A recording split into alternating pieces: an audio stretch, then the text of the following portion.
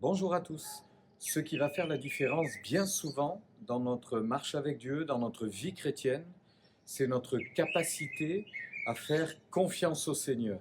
Combien de fois avons-nous réalisé que la situation que nous avions devant nous était difficile, pour ne pas dire quelquefois, malheureusement, sans solution, vraiment impossible.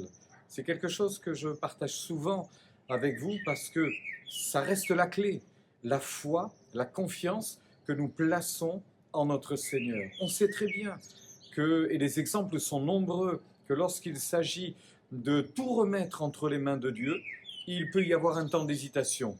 Il peut y avoir un moment où on va dire oui et on va reprendre nos billes en disant non, non, je ne suis pas très sûr, je ne vois pas comment ça va fonctionner.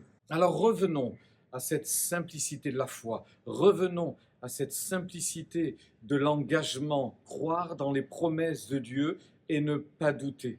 Ça revient à l'expérience que fera l'apôtre Pierre lorsqu'ils sont en pleine tempête avec d'autres disciples au milieu du lac de Galilée. Voici que Jésus vient vers eux, c'est la nuit, il fait sombre, et à ce moment-là, ils craignent de mourir, et pourtant Jésus marche sur les flots impétueux, et arrivant vers la barque, chacun est saisi d'effroi, jusqu'à ce que Jésus leur dise « C'est moi, n'ayez pas peur ».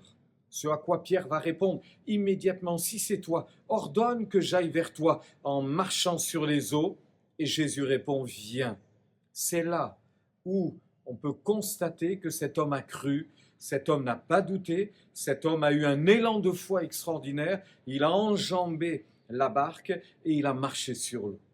Alors que Dieu nous permette encore aujourd'hui de vivre de telles expériences face à l'impossible, face à les situations inextricables, face à une situation où on se dit « je ne vois pas comment je vais pouvoir faire », eh bien, Dieu est toujours là. Dieu a fait des promesses. Il a dit qu'il serait toujours à nos côtés pour nous accompagner. Ne doutons pas, ne perdons pas confiance, ne perdons pas courage et faisons-lui confiance. Et s'il nous dit d'aller vers lui et qu'il nous faille enjamber la barque, eh bien, faisons-le. Et s'il nous fait une promesse et que la promesse tarde, eh bien, attendons-la. Et si nous n'avons que des doutes et que des incompréhensions et que nos pensées s'agitent en foule au-dedans de nous, eh bien, que les consolations de Dieu viennent restaurer et apaiser notre âme. Je vous souhaite une belle journée bénie.